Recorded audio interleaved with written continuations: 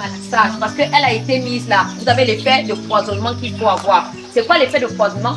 C'est l'action de rendre tout cela fluide. Si c'était du sable, on serait en train de ramasser, mais c'est de la terre. La terre a tendance, n'est-ce pas, à avoir une attraction vers le sol pour retrouver, n'est-ce pas, son nature originelle. Donc, du coup, même si vous venez la terre n'importe où, vous ne pouvez pas venir encore la ramasser comme ça. Quand vous, après un certain temps, vous utilisez la pioche ou la pelle, vous êtes d'accord avec moi?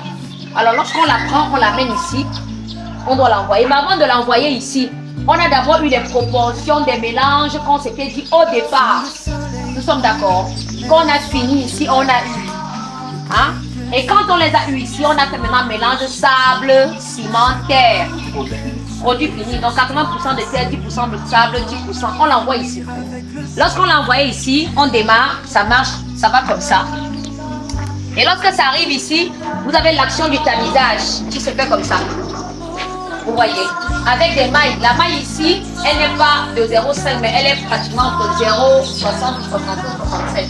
Vous voyez, mais ça l'indiqué, c'est les 0,5. Maintenant, pourquoi? Pour que tous les éléments ne restent pas calés là. Voilà, il faut que cela soit filtré. Et pendant que ça descend, maintenant, vous avez pratiquement son moteur là, la turbine, l'action de roulement va comme ça. Et quand vous avez cette action de roulement qui démarre, vous avez la terre qui revient ici et qui vient dans cette cuve. On appelle ça le malaxeur. Et c'est pourquoi je vous ai dit ici, au niveau du malaxeur, que dans le document que vous avez, vous auriez pratiquement, pendant qu'elle tourne, n'est-ce pas, l'élément sur lequel vous venez pour le saupoudrage d'eau. Et derrière les tests que M. Pango vous a donné, qui ici doivent avoir la teneur en eau maximale. Et pour juger la teneur en eau maximale, il faut déjà prendre pratiquement la terre qui a été malaxée. Vous la prenez, elle doit faire une mode de terre que vous fermez qui s'éclate seule. Voilà. Donc vous ne mettez pas de l'eau comme si vous êtes en train de faire les parfums que vous fabriquez, où il y a beaucoup d'eau, on doit mettre pour extraction non. Et lorsque vous mettez, pendant qu'il est en train de malaxer ici, pour être bien fait, il doit être libéré à cet endroit-ci. Lorsqu'il est libéré, il descend, et pendant qu'il descend, il vient là. Il monte l'acheminement, transport ici, pour être entré ici, dans la cuve, n'est-ce pas, de fabrication en elle-même, pour n'est-ce pas, on doit pisser. Vous voyez. Et maintenant, tout ceci doit être rebobiné. On doit avoir l'huile, généralement pour entretenir. Alors, pendant qu'il descend ici, maintenant, il y a quelqu'un ici à la commande. Je vous en prie, ouvrez-moi ça. Tire doucement, tu ramènes par ici. Vous avez quelqu'un ici à la commande qui, n'est-ce pas, va manipuler tout ceci. Vous voyez un peu. Donc, tous ces boulons ont une fonction bien précise. C'est-à-dire que là, on doit pratiquement être en train de démarrer. On doit savoir c'est quoi les dosages et tout ça. Parce que c'est écrit ici en anglais et puis en chinois. Alors maintenant, lorsque vous démarrez ici et vous regardez pratiquement avec la mallette, vous mettez pratiquement le nombre de blocs que vous voulez fabriquer. Si vous voulez par exemple les 1000 la journée, vous allez frapper là les 1000 qui vont s'afficher ici. Et pendant ce temps, on regarde également la zone de commande là-bas. Mais pour qu'une machine comme celle-ci travaille, il faut un ingénieur en mécanique ici. Il faut également un ingénieur en électro qui travaille. Il faut également un géotechnicien pour calculer et se rassurer des dosages que vous faites. Il faut également pratiquement un autre ingénieur de génie civil qui se rassure des proportions des briques que vous avez sorties. Ce sont des briques qui avaient été sorties. Voilà. Vous voyez? Voilà pratiquement un bloc. Et ce bloc ici, quand il sortait, au niveau de la presse, ce n'était pas ça, parce qu'on était encore en train, n'est-ce pas, de réviser la machine. Donc, imaginez ici que la presse n'a pas été corrigée et qu'on a un niveau de compression comme celle-ci. On a dit, pour qu'on ait un bloc, on a dit longueur, on était à 30, nous sommes d'accord. On a dit hauteur 10, on a dit épaisseur 15, et maintenant poids de la brique, on se situe entre 6 et 8 kg en fonction de la terre qu'on a.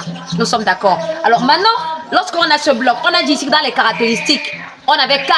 On a parlé de la placidité, la capacité au matériau de se déformer sans fissuration. Ça veut dire que lorsqu'on a pris la terre comme ça là, et qu'on a mis sable, terre et ciment là pour nos mélanges, on est venu maintenant la mettre, elle a tourné, elle est venue dans la presse là, elle est arrivée ici. Elle arrive à se déformer et donc, quand on vient dans la sortie, on a ceci, on n'a pas de fissure, n'est-ce pas?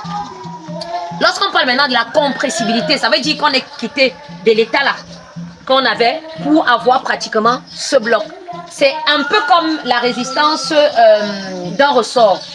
Lorsque vous avez le ressort qui est lâché, sa résistance n'est pas grande. Mais puisque vous fermez, sa résistance devient très très forte. Et c'est le même processus ici. Vous voyez. Maintenant, au niveau de la granulométrie équilibrée, on nous a dit que c'est l'action d'avoir tous les éléments qui vont entrer dans la composition du bloc de façon rangée sans laisser de vide. Vous voyez. Est-ce qu'il y a de vide ici là? Vous-même, vous voyez, non? Il n'y a pas de vide. En fait, voilà ce que doit nous donner le bloc. Maintenant, au niveau de la plasticité, on a dit que c'était la présence d'un argile, n'est-ce pas? Qui était le lien naturel qui entrait. Et M. Pangong nous a dit, tout lien qui entre est fonction du type qu'on a. On a les argiles de type 1,1 et on a dit que quand il était rouge comme ça, on pouvait avoir la kaolinite ou encore la serpentine. Merci. Donc ici, on peut avoir soit la serpentine ou encore pratiquement la kaolinite en elle-même. Nous sommes d'accord. Et ici, maintenant, vous êtes d'accord avec moi que ce n'est plus le cas. Si on a quelque chose comme ceci, la couleur est différente.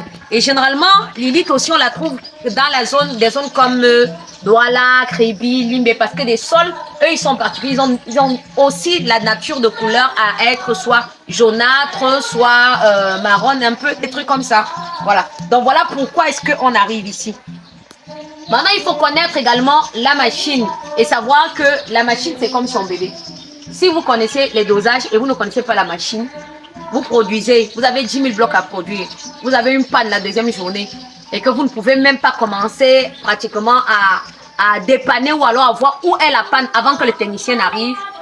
Ce sont les délais qui vous rattrapent, etc. Parfois, c'est plutôt la bobine qui a un problème parce que, je ne sais pas, vous n'avez pas bien branché ou alors elle s'est débranchée pendant que vous travaillez ou alors pratiquement, vous n'avez pas bien huilé. Ça, ce sont pratiquement des petites pannes qui peuvent arriver. Donc, vous devez connaître votre machine comme votre bébé. Vous voyez. Et la plupart du temps, vous savez, la particularité des machines industrielles sont qu'elles sont hydrauliques. Mais il faut savoir que avant les machines hydrauliques, vous avez ce qu'on appelle les machines manuelles. Et les machines manuelles sont faites pour des zones où on n'a pas de courant, où on peut aller et pas travailler, même si on a des difficultés quelconques. Et les machines manuelles sont généralement faites soit un bloc, soit à 2 blocs. Mais ce que je conseille la plupart du temps, ce sont des machines manuelles à 1 bloc.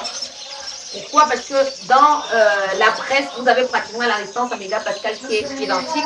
Vous avez pratiquement les grinçances, on va dire le pressement de la machine ou encore des mouvements qui, eux, ne peuvent pas être musculés. Et également le poids ou la hauteur du bloc.